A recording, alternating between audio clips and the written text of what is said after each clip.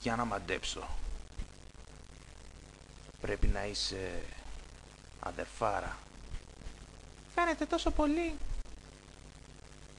Τι να κάνω. Προσπαθώ να μην το δείχνω. Αλλά είναι αδύνατον. Μ' αρέσει να κουνιέμαι και να ξυρίζω την κορμάρα μου. Σκέφτομαι να κάνω αλλαγή φίλου. Νομίζω ότι θα έχω επιτυχία. Τι λες? Αναμφίβολα, έτσι και κατέβεις στη Συγκρού θα κάνεις πάταγο.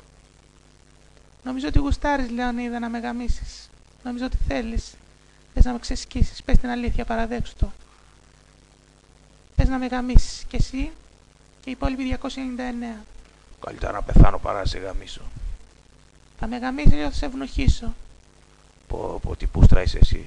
Κοίτα να δεις, ρε παιδί μου, δεν γαμάμε αδερφές. Πώς το λένε, γκέγκε. Δεν δέχομαι, όχι, Λεωνίδα. Θα με γαμίσεις. Θα με ξεσκίσεις. Θέλω να γαμηθώ από ολόκληρο στρατό. Θέλω να χορτάσω πούτσο. Άκου να δεις, μωρή Λούγκρα. Εδώ είναι Σπάρτη. Εδώ δεν γαμάμε αδερφές. Άμα θες να γαμηθείς, να πας στην Αθήνα. Να βρεις αυτούς τους Αθηναίους που γαμάνε αγοράκια. Κατάλαβες, μωρή αδερφάρα.